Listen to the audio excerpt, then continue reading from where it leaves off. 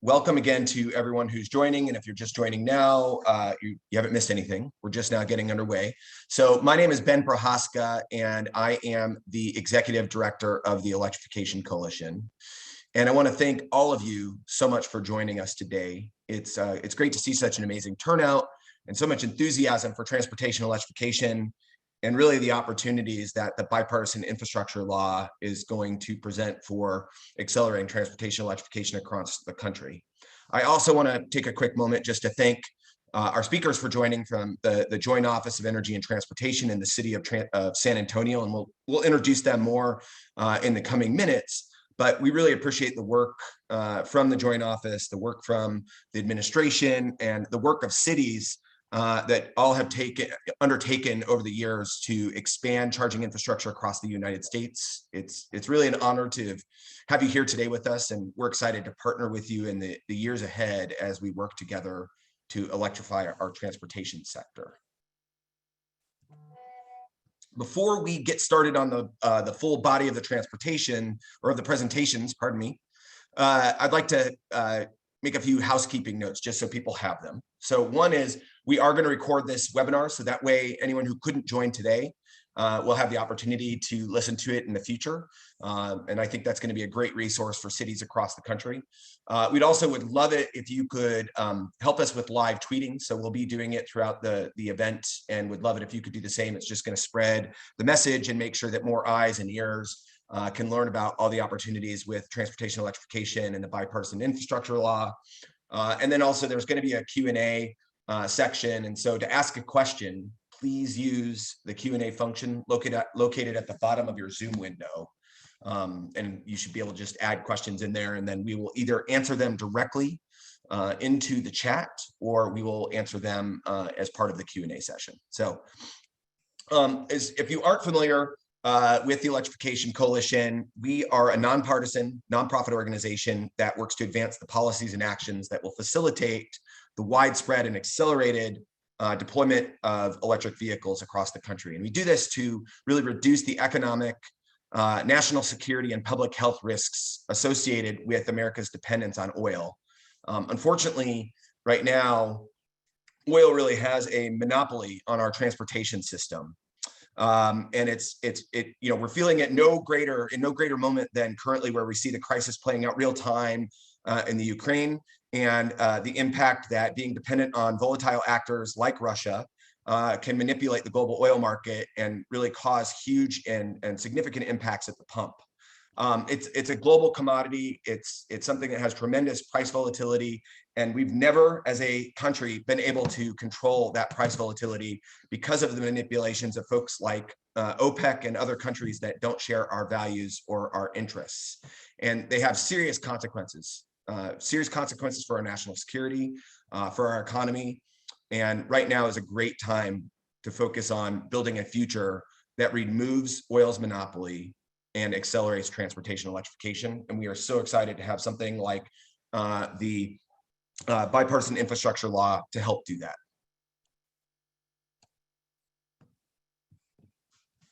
I'm switching slides. There we go.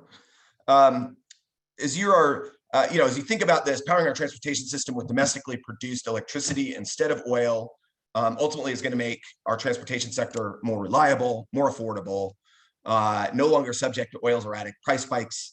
And compared to the internal combustion engine, EVs are cleaner. They're the only car on the road that can get cleaner over time by plugging into a grid that is getting cleaner every day.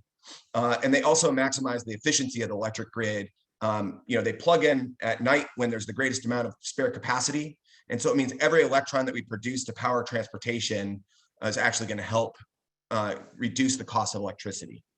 As background in our work, and this is a good example of some of that, we worked earlier this year with the U.S. Department of Transportation and with Congress to host a bipartisan technology event. And this is a great example of being able to display the full litany of vehicles that are available, not just light duty vehicles, but all the way through medium and heavy duty. And we really have had an opportunity to work at the state and local level to push these issues across the country. It's sort of an exciting moment as we sit here today. We've been working on this for more than a decade. And from the very beginning, we've been thinking about ways to harness our creativity and conviction with local communities and have them actually be the labs of innovation to help establish a future transportation system that's electric. And so it's really amazing to have this moment to take, kind of revel in it and take a step back and realize that we're finally here where the technology, the resources, and the interest is there to actually make this a real part of our transportation future. As we discuss the role of cities, I do want to say that they've really been the labs of innovation, and through efforts like the Smart City Challenge, the Climate Mayor's EV Purchasing Collaborative, the American Cities Climate Challenge, all programs that we've played a leadership role in, cities have really been able to help establish the way for transportation electrification for quite some time. And now we have the unprecedented federal investment in transportation electrification that we can match with city innovation. It's even more, sort of impressive to think about the fact that we've gotten to this point in the midst of these unprecedented challenges, the impacts of COVID, and as I already mentioned, the challenges that we're seeing with the terrible war in Ukraine that's playing out in the ripple effects that it's having, not only across the world, but across the US and affecting gas prices.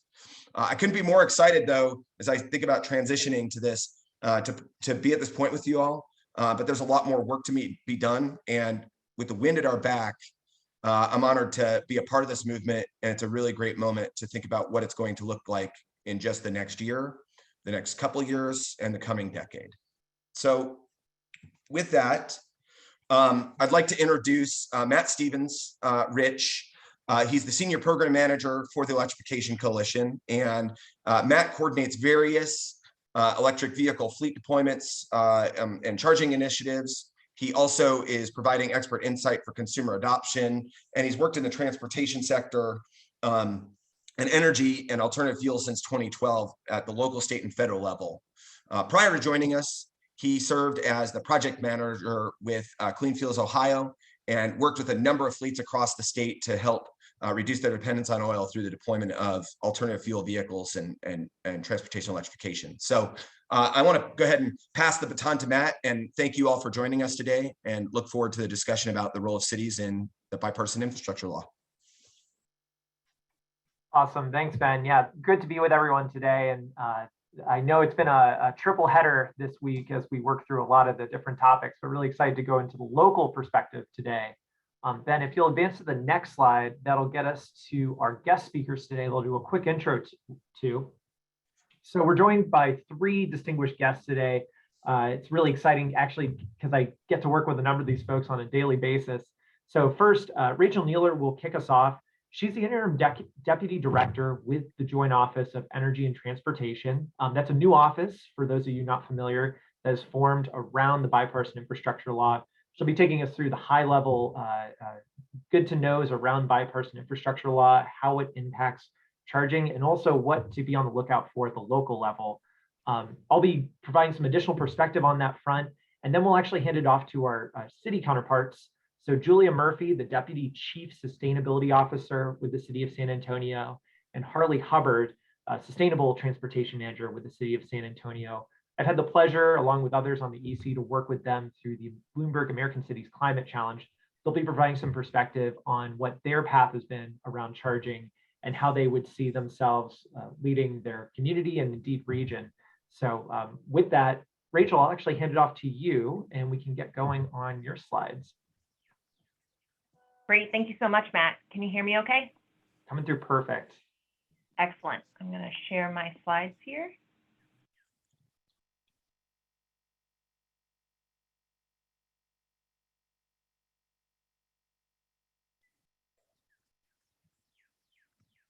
Great. Well, thank you so much for having me here today. Really excited to talk to all of you about the exciting new endeavor that we have here with the Joint Office of Energy and Transportation.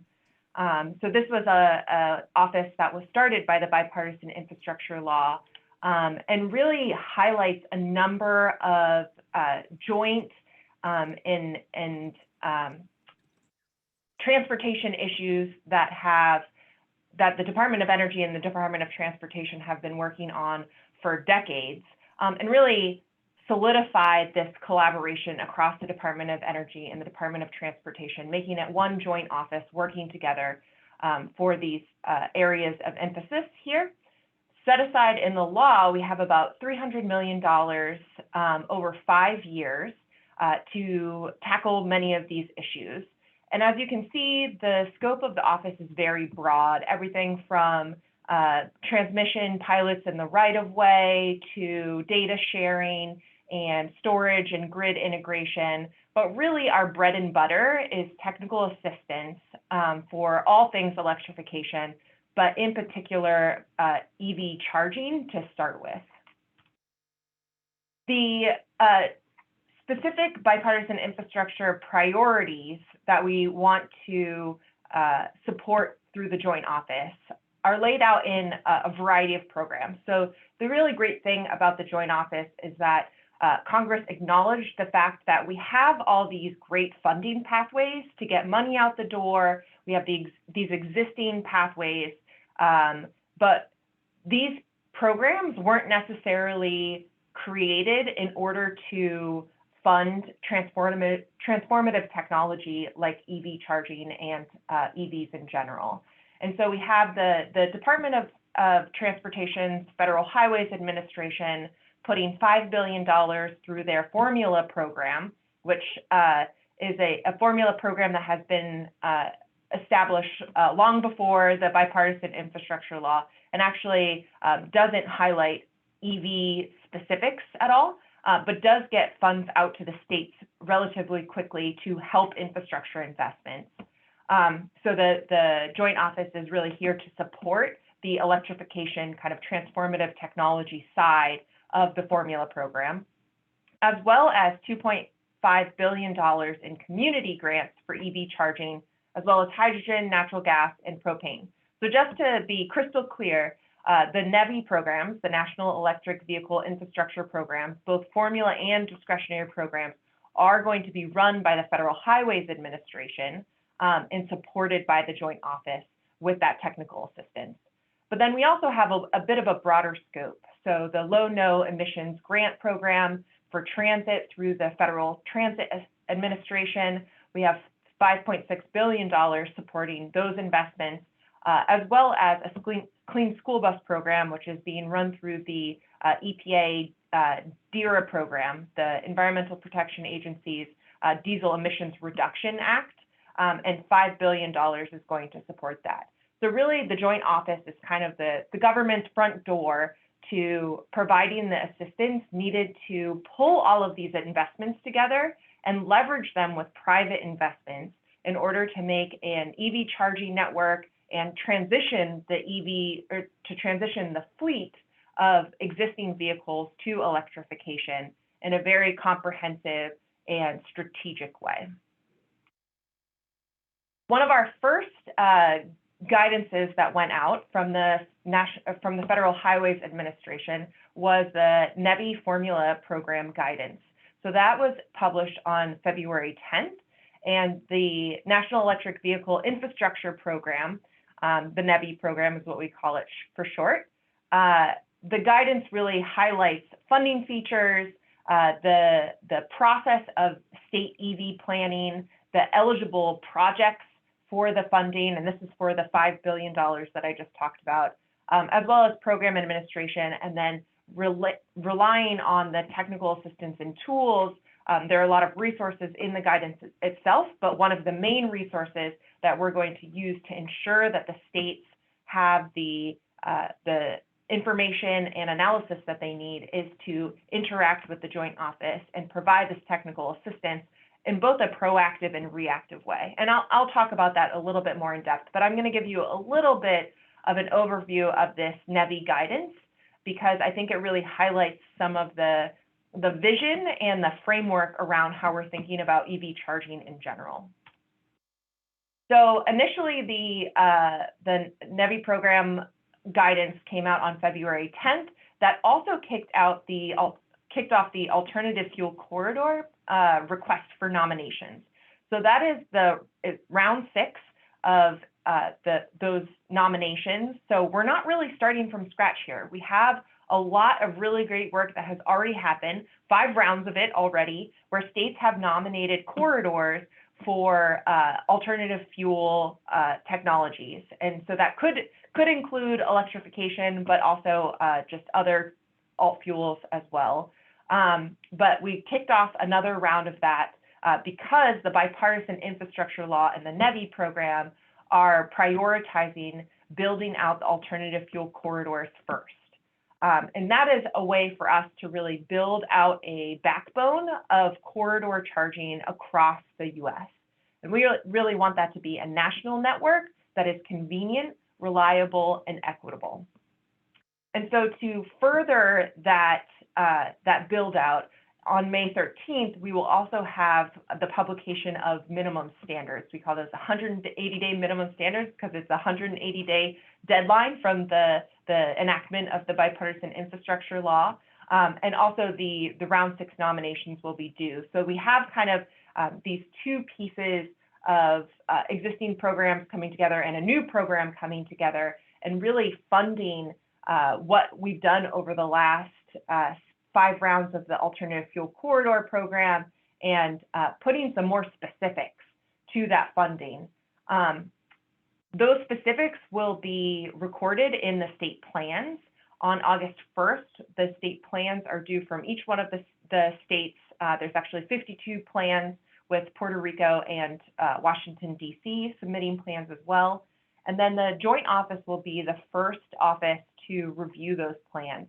And we'll have approximately 2 months before September 30th to review the plans, work with the states if the plans are, falling short of our expectations. But really, our goal for the joint office is to make sure that we see each one of those plans before they come in on August 1st, because we really want to be fine-tuning in those 2 months of review. Before we and we really want to make sure that we're spending the time with each one of the states in order to make sure these plans are robust and comprehensive. The plans will be this process will happen on an annual basis, so the plans will come in every year. But we're also going to require a 5-year vision of this plan because, as we know, we need to have a little bit of an end goal in mind as we start building out year to year, and that's really to help us bring it all together and make sure that we're not building a network of state patchwork and pulling it together as a national network. And then the final step is that FHWA would certify the plans based on the recommendations from the joint office, and that would allow the states to finally start using the funds and executing on their plans through the formula program. Just a couple high-level overview of and aspects of this network. So like I said, the formula program is really focused on building the backbone of the EV charging network. So we've specified that we really want to see the infrastructure installed every 50 miles and within 1 mile of the interstate.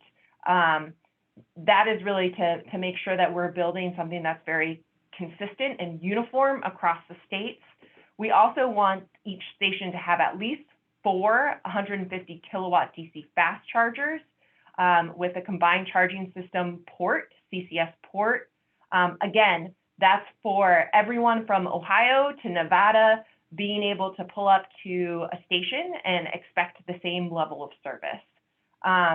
And then in addition, we want to make sure that all 4 of those chargers are able to work at the same time so that we really are able to increase the amount of EV deployment across the country and really reduce the amount of range anxiety and concern that these stations will not be available, and really reduce the burden on the consumers of having to plan out their trips and not knowing where the chargers are and not knowing where they're working. So this is really kind of establishing that reliable, convenient, and equitable backbone of EV charging. For the project funds that are eligible under this program, there's a wide range of them. You can see more details in the actual NEBI guidance that was published on February 10th. You can also find it on driveelectric.gov, which was a website that we released from the joint office to support all the resources available for the joint office and to increase our communication directly with stakeholders. But one of the things that I really wanted to point out here, especially for local, regional, and cities, the communities that are really making up these states, is one of the eligible funds, one of the project eligibilities is community outreach and participation. And so we really wanted to make sure that states had the ability and the funds to reach out to their communities to understand where the EV charging is wanted, where it's needed, especially with an emphasis on rural, tribal, and disadvantaged communities, because we really want to make sure that this EV charging network is equitable and accessible. So I just wanted to highlight to the folks on the call here that although the funds initially are going to the state DOTs through this formula program, those will be eligible for outreach with many of you. And we really think that's important because there's just been so much great work done by a variety of stakeholders across the states. And the state DOTs, in fact, sometimes are not the place where EV planning and the EV charging plans have been housed before. And so we want to make sure that there's strong collaboration, and that's demonstrated in their electric vehicle state plans. And then moving on to the joint office and what we're here for. So we're really here to provide that technical assistance, to dive into the hard challenges along our partners with states and other stakeholders, make sure that the states initially are getting the capacity building and the resources that they need, and utilizing what we call this big tent concept. So there's, like I said, a lot of really great work that's been done across a variety of stakeholders. And while the joint office embodies really the whole of government approach, bringing together two agencies, but also supporting many other agencies through their funding mechanisms like EPA. That's the whole of government approach, but really in order for this network to be successful and thus the joint office to be successful, we really need a whole of stakeholder approach. And so we need lots of collaboration and coordination. We need to utilize the private investments that will be made in order to support electric vehicles as well, not crowd out the potential investments that could be made with the private sector, and really just make sure that we're thinking of this comprehensively and across various stakeholders, because there's so much, we're not starting from scratch, so much great work has been done. And so the joint office is really trying to pull that all together and ensure that we're coordinating as best as possible to make this vision of being able to a future where everyone can ride and drive electric a success. So primary audience for phase one is really the state DOTs, like I mentioned. However, I've underlined here the capacity building. So as I said, state DOTs don't always have the in-house capacity that they need in order to do the EV charging. And so they're really relying on cities, local, regional governments that have had some of the experience of building out an EV charging network already. So really want to encourage folks to get in touch with their state DOTs. This is just phase one. So this is really focused on the $5 billion of formula funding, but we do have the ability of $2.5 billion for competitive grants coming up as well. And so that notice of funding through the Federal Highways Administration will go out in the next couple, or probably in the fall timeline. It is due prior to 1 year of the Bipartisan Infrastructure Law being signed. So we have a deadline of about mid-November this year. But that's another way that cities, regions, and local governments are able to get involved. But also another reason to highlight reaching out to the state DOTs is that once they build out their entire alternative fuel corridors and perhaps some of the interstates, they have the ability to use the rest of the funding for discretionary purposes. And there may be a lot of interest for cities and regions, and especially we would encourage electrification and EV charging deployment in disadvantaged communities. And so another reason to start early your conversations with your state DOTs. So just walking through a little bit the proactive technical assistance that we're providing. So some of that is in terms of our website, driveelectric.gov, that houses a lot of the resources we currently have, and we're continuing to pull in more and more. We've got a great breadth and depth of knowledge through Department of Transportation and Department of Energy that we're consistently trying to utilize and bring to the attention using this website. But then we also have some foundational alternative fuel corridor data and analysis needs that we're trying to provide some data to the states so that there's a lot more information about how they can build out their EV charging plans, kind of provides the baseline of where we are now, and might provide some additional information and analysis in order to build out the network from there. And then we're also doing a lot of webinars that are just proactively pushing out the information to states and partners, very similar to this, utilizing a lot of the really great networks like the Electrification Coalition that have already been built. People have been really excited about electrification for a long time, and we just really want to stand on the shoulders of giants that have come before us. Our reactive technical assistance, we're doing a lot of state one-on-one meetings right now. Just wanted to share with you that these individual meetings, we've done a lot of them so far, and they're going really well. But I wanted to give you a little bit of a sneak peek of what states are talking about, what states are thinking about right now. There's cost share, the exception. So what if you can't put all these chargers 50 miles apart? What if you need longer? What if you can't put it 1 mile within along the corridor itself? So there might be some cause for exceptions, but we're really trying to minimize that so that we do have a uniform network. Delegating to other state agencies or other partners is something that we're continuing to talk about.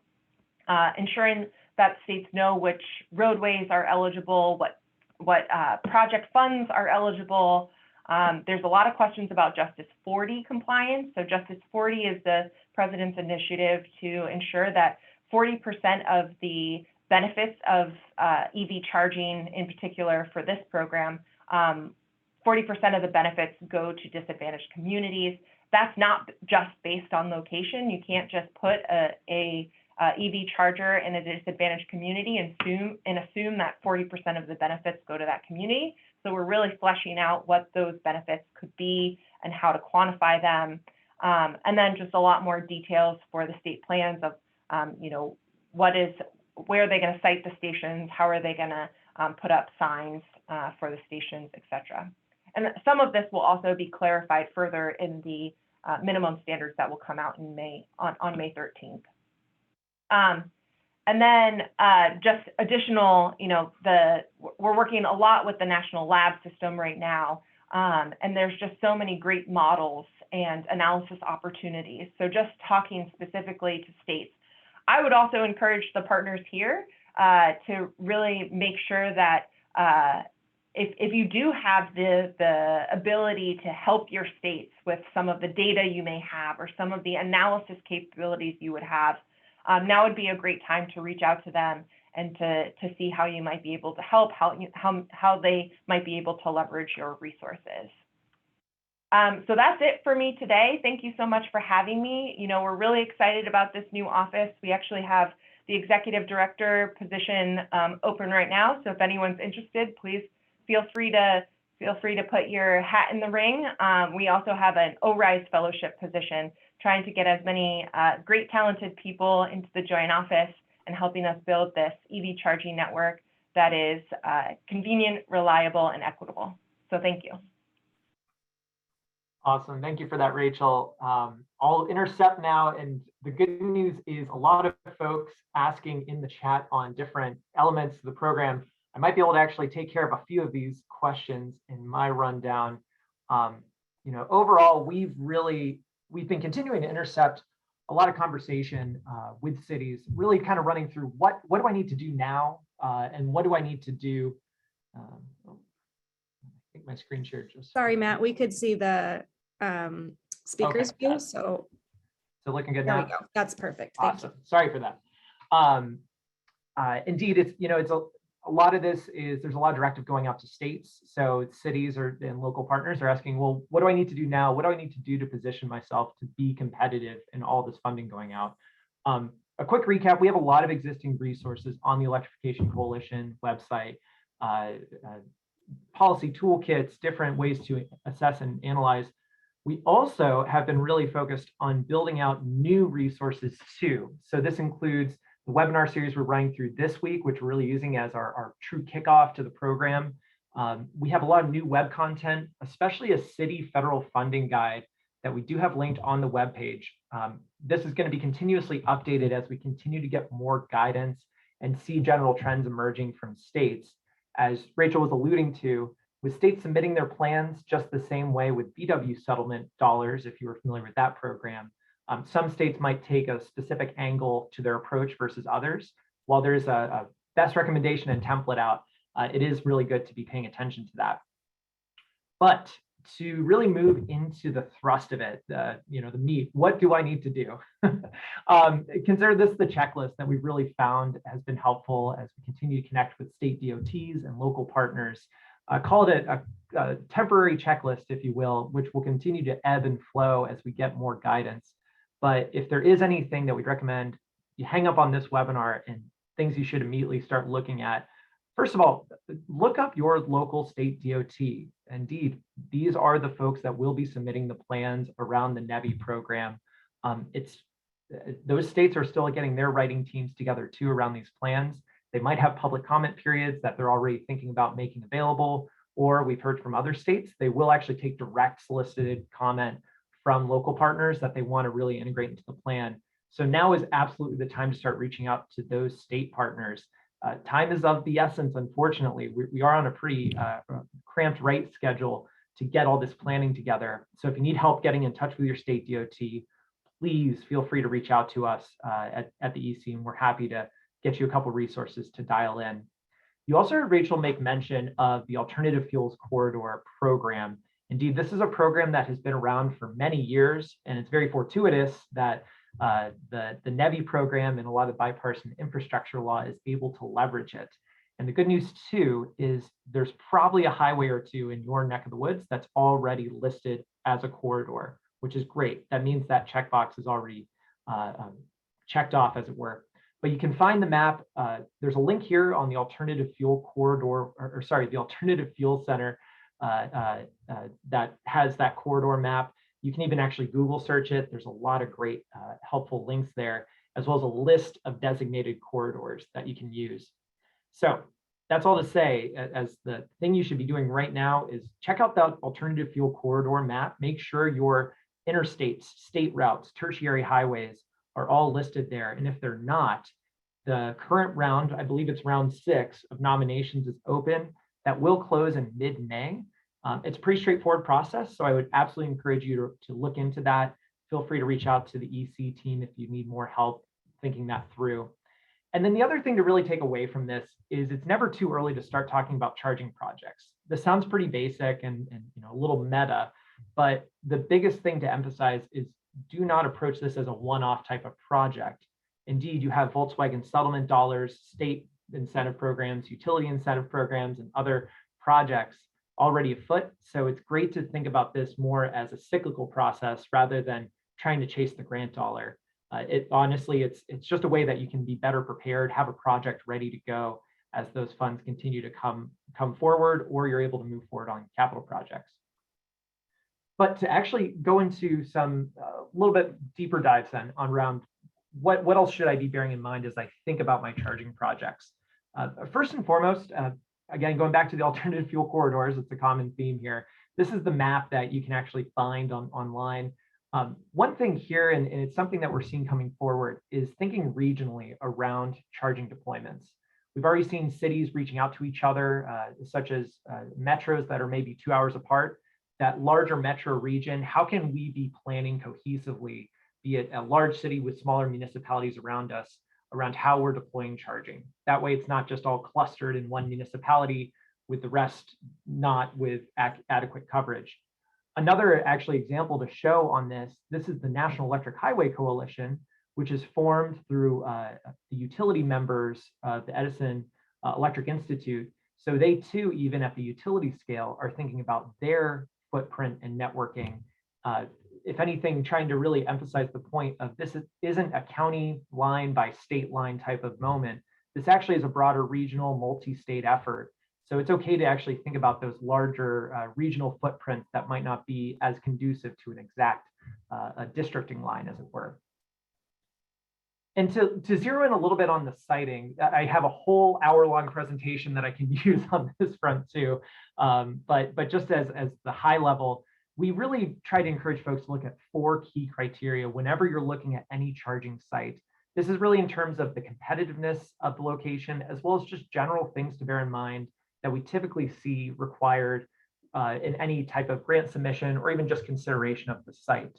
So the big 4 are electrical capacity, existing infrastructure, amenities, and then accessibility. Electric capacity, this is essentially thinking about the voltage or interconnections that might exist. If you're looking at level 2 charging infrastructure, which to be clear, for a lot of the purposes of this conversation, we're looking at DC fast charging, the higher speed charging. But for level 2, that's 240 volt. It's essentially a dryer outlet. That's very prevalent. That's why you find it a lot in public space. But this capacity consideration comes into more effect with DC fast charging. This is a 480 volt, 3-phase line. It's not something that's just going to be connected into your home. So this is where, taking a look at those site locations and nearby connections, especially reaching out to your utility early, can really be helpful as you gauge your site considerations and specifics. Thinking about also, where are you placing this in terms of location to the highway categorization? There's a lot of conversation around interstates, state routes. These are different categorizations we use around how we capture and categorize our roads, or roadways rather. But it's also important to really acknowledge that is not the only element to the game. There is that interstate need absolutely for those that are traveling longer distances, but so too in commuters that are just going across town. As we think about the equitability considerations of deployment, that's another really important element, both thinking about how the interstates are connected in, but also even your local roadways as well. And then the proximity to amenities. This is actually a picture in town. I live in Columbus, Ohio. This is a brand new charger going in. It's right on a nice strip of roadway where we have restaurants, breweries, just nearby amenities that are both going to be convenient for the EV owner that's just passing through to meet up with friends, or indeed the one who is getting off the highway for that top up for a longer haul. Thinking about these nearby amenities, it really helps us build out the infrastructure, and also thinking about how they become more commonplace and ingrained with a lot of our commercial and restaurant build out. And then finally, accessibility considerations. This is something that the Federal Highway and USDOT, a number of administrations, are actually looking at really giving us better guidance on. But overall, thinking about how you can place charging so that there is ADA accessibility, or even, in essence, placing it next to ADA capable spaces. So that way we also are sure that we have charging accessibility for all parties involved that are pulling up to the parking space. These are considerations to really keep an eye out for as we get more detail, especially from states, for those states that might look to do competitively awarded projects down to local levels. These are really important elements to bear in mind, stuff we've already seen coming forward in other funding areas. And to also go into some other helpful tools here. I know this is a little bit of a whirlwind tour, but again, feel free to reach out to our team or visit our website. Some other helpful things to bear in mind. The EVI ProLite Tool, it's a very handy tool that's on the Alternative Fuel Data Center website. This is a helpful tool actually in projecting number of needed charging, and indeed low profiling actually in your specific city and metro region. If anything, it's really helpful to actually game out how much charging are we talking about as we have more EVs hitting the road. So it's a helpful visual actually in assessing that looking forward question. And so too with the looking forward, we would always recommend, think about EV make ready. That is ability to expand charging infrastructure as it goes in. Rachael highlighted a lot of great elements that we know are already going to be integrated here. We wouldn't be surprised if we also saw some general considerations or requirements by states to also have additional conduit put into place, even just with simple pull-through tab, so that additional charging stations could be easily added. Doing that installation, or sorry, rather doing that make-ready work at the initial build helps save a lot of costs on the installation work, and in turn makes it a lot easier for expansion. And then finally, signage. This is, I'm a huge fan of wayfinding, so this has been a little bit of a pet project of mine, but signage is really important to think about, both in terms of how are drivers finding the charging stations, and also just being able to make their way to easy use. So this includes everything from stenciling on the parking space to the simple signage here, but we've even seen some cities go into some additional guidances at city level specific branding. So I have some examples from Orlando and Boston who we've had the chance to work with. That's actually a big driver. That's really the angle of the alternative fuel corridor initiative as a campaign. It's having easy signage off of the highway so you know where charging stations are, just the same way as gasoline and other fuel options. So continuing that signage consistency, it really helps drivers easily find charging stations as they're going around. So I have my contact here, and I think I was able to answer a couple different questions there, but let me jump out of my screen share and I'll hand it over to Julia and Harley, who will actually take us through some of the perspective at the local level that they've been working at in San Antonio. Hi, everyone, and thank you, Matt. Sarah, would you be able to share our slides? Thank you. Great. So my name is Julia Murphy, and I'm the Deputy Chief Sustainability Officer for the City of San Antonio. I'm joined with my colleague, Harley Hubbard, and we will be taking you through kind of a case study of how we are preparing and have been prepared for the federal opportunities coming. So next slide, please. So a couple of years ago, we actually established a brand called EVSA for San Antonio. And this map just kind of shows where we're located in the big red state of Texas. So as all of you on the call are well aware, Texas is an oil and gas state. We fully acknowledge that it's a major player in our economy, but we do want to work together with the industry to provide transportation choices, including clean fuel vehicles. So what I want to stress today is the elements that we have focused on to be prepared for opportunities. And that includes partnerships, research, having an innovative and open-minded spirit, and patience.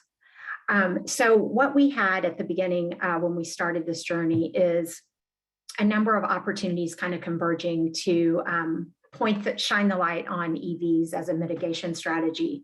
We had, first of all, a publicly accessible charging network that was nearing the end of its useful life, that was owned and operated by our utility.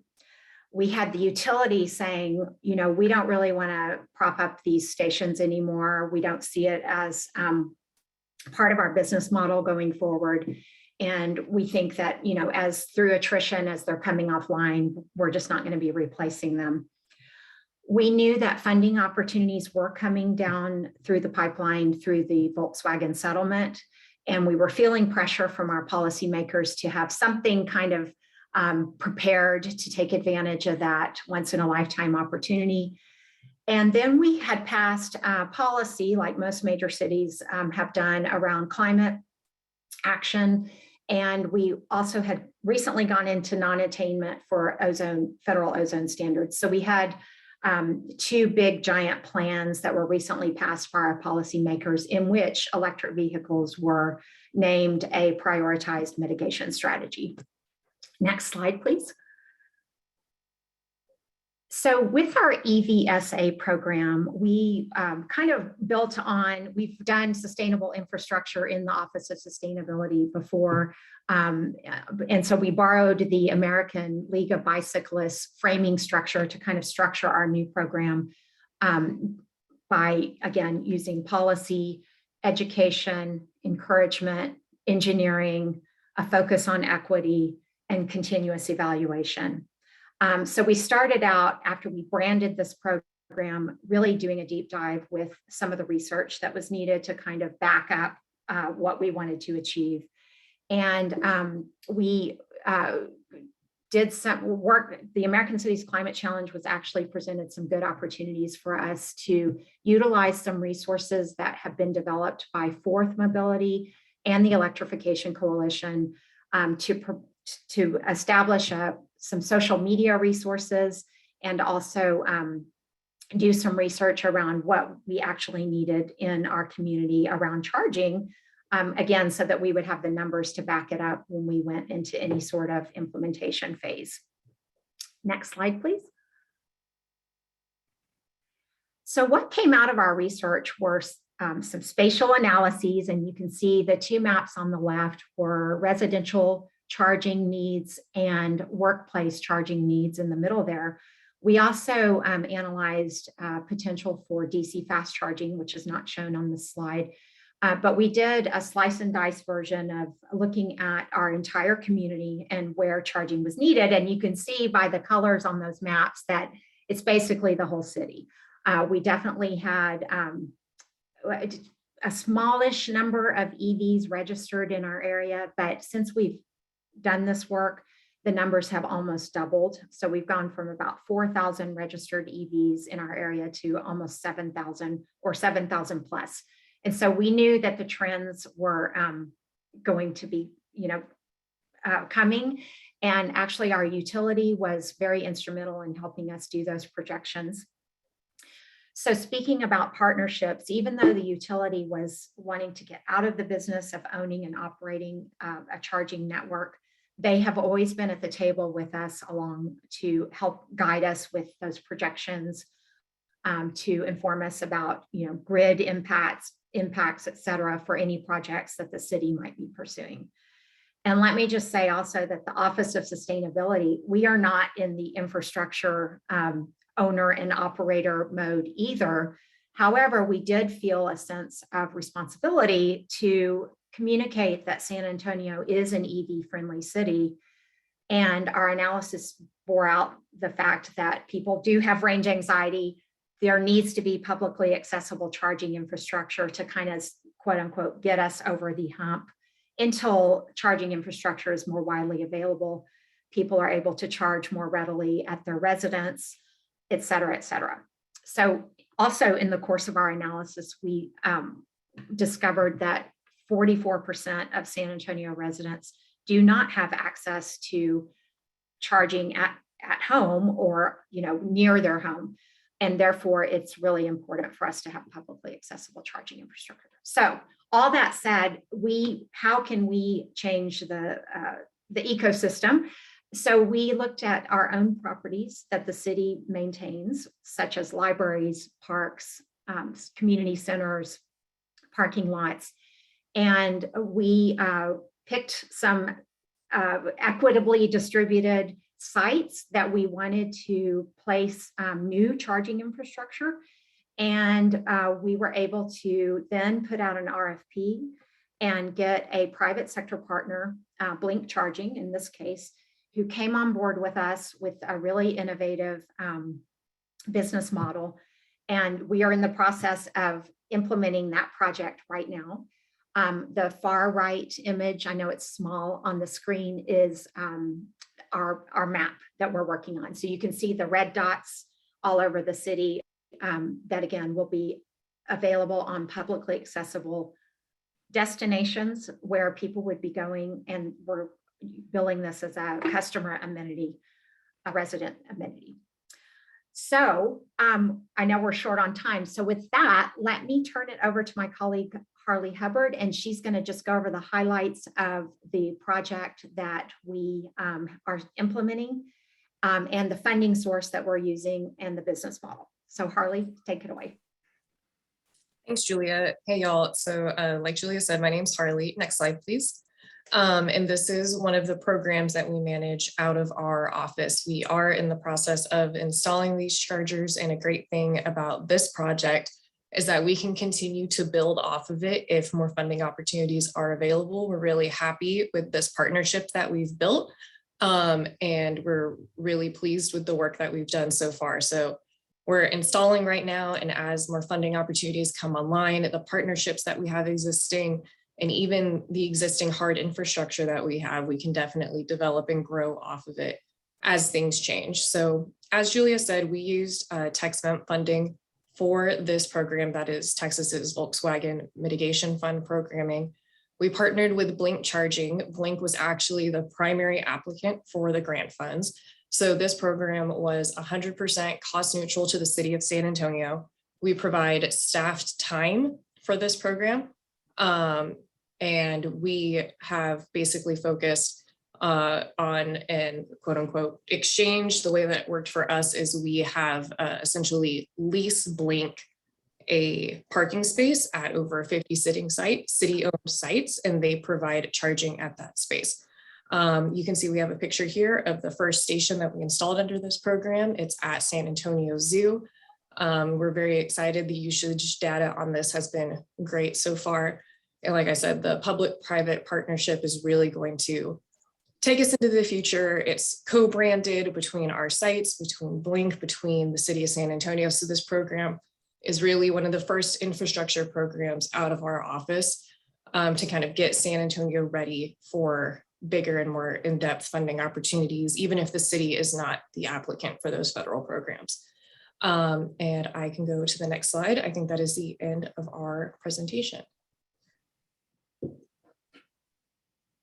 Great, thanks so much for that, Harley. Yeah, obviously we've condensed a lot of content in here. I'll actually, I'll ask Rachel to come off of back on screen too. We've been answering in a flurry. We've had a lot of Q&A rolling in. So I guess actually to just kind of nab a couple of quick highlights. Rachel, a quick question for you. There's a lot of consideration around are private site hosts able to go after, and in turn, you know, what am I supposed to be doing? We've covered a lot of that. I caveated a lot of mine, like, this is what you're to do the second you hang up on this. But in turn, what would you say to those that are just trying to dial more into this and what they can do at the local level to position? Yeah, that's a great question. As I mentioned multiple times, that, you know, the fastest moving funding right now is to the state DOTs. But there will be many opportunities after that, not only through the competitive grants that will come out from the Federal Highways Administration. There will be much more information about the project and eligibility of entities once that notice of funding opportunity goes out, and that will come out by November, which is our legislative deadline to make sure that's out the door. And that'll also come through the Federal Highways Administration. So there are a lot of opportunities right now. It does feel like things are moving very quickly, but you know, we really see this as a 5-year program that is going to evolve over time. So getting connected to the right people right now is a great step, but this is the first bite at the apple, not the only bite at the apple. So really connecting to making sure you have just strong connections within your cities and regions even, so that when things like the notice of funding opportunity do become available, you're able to very quickly mobilize and pull together a really robust proposal that can be reviewed by the Federal Highways Administration. So a lot of opportunities, and like I said too, there's even the ability for the state DOTs, once they fully build out their alternative fuel corridors, to have more of that funding for use for discretionary purposes. So state DOTs are your first stop, I would say, and then just, you know, we're like I said, the joint office is kind of embodying the whole of government approach, but we really need this whole of stakeholder approach. So just really calling on your friends and colleagues that you haven't heard from recently on electrification topics and saying, like, what are your ideas? Like, let's get that pot boiling soon so that we're able to deploy as quickly as possible once those funds are available. Awesome. No, I appreciate that. Another question too, actually, Julia, to you is on how do you see this? So San Antonio obviously led the way in a really exciting way. what would you recommend for other cities that are either they're looking at that first wave of charging project to get under their belt, or how do you find a way to connect with others in the community? We have a lot of questions around private site hosts, for instance, and how they can dial in. What have you found works in your part of the world? Great question. And as part of our research phase, we did a lot of surveying. So we had a survey up for quite some time where the general public could, literally go in and spatially put a pin on a map and request where they would like to see a charging station. I'll say, when we started early on, we didn't have a lot of interest at all in electric vehicles. So a big part of our job, in my opinion, was doing the sell job through our social media. We had a really nice branded campaign. We had it wasn't very well funded. It was just a couple of $1,000s when we started, actually, but establishing that brand, kind of providing those resources for would-be EV drivers that are easily accessible. And we provided them in multiple languages, and just, kind of hitting it from the communications and PR side of things is where we started. I did want to mention something too, Matt. I wanted to give a plug to, there is a regional organization in Texas. It's a nonprofit called TexEtra, which stands for the Texas Electric Transportation Resource Alliance. And that has been a wonderful consortium of brains around promoting electric vehicle transportation in the state of Texas. They have been a wonderful convener of the local governments, the nonprofits, the universities even, and they're working on a multi-campus electric vehicle initiative right now. So in the spirit of regional planning, that organization has been super helpful, and also a great resource for us to call up and say, hey, what are you hearing about the federal opportunities coming down the pike? That's how we knew that the first wave would be going to the states. And actually, we breathed a huge sigh of relief at the local level because it gave us some time to kind of get everything set up. And we also knew that 2 of the interstates that run through San Antonio were on the alt fuel corridor plan, which was all good information for us to get kind of in those first few days of the announcements coming out. Now that's a great flag. Yeah, TexEtra, great organization, but even MPOs and COGs, which are municipal planning organizations and councils of government, their purpose is indeed helping with transportation planning at those larger regional areas. So indeed, get in touch with them. I know we have a couple of folks. I see a couple familiar names in the chat. At the same time, too, Clean Cities Networks as well. They're there to also help you out in your respective areas. There's a whole host of team here. All of us are really excited as we dig more into these guidances and what does it all mean and intercepting questions. So the good news is there's a lot of folks here to help, and always feel free to reach out now and also whenever that next guidance comes out and you're also asking the next question. But with that, I'll call to a close. Those of you who have an unanswered Q&A, we're going to keep rounding that through. So we'll keep doing that. Again, please feel free to reach out to the team. We're happy to get you dialed into resources. driveelectric.gov is an awesome resource that will continue to be updated at the joint office. We'll try to keep pace at the Electrification Coalition too, updating our contacts as well. But with that, we'll call to a close. So, and I have my contact up there too. So tomorrow is our final webinar. That's going to be really focused at the planner level. So that's going to be a little more of a regional planning type of conversation, but a really exciting way to round out this conversation and consideration at all levels. But if you have any questions, please feel free to reach out again. And otherwise, we'll see you on tomorrow's webinar. Thank you so much to all of our panel speakers, and hope you guys have a good rest of the day. Thank you.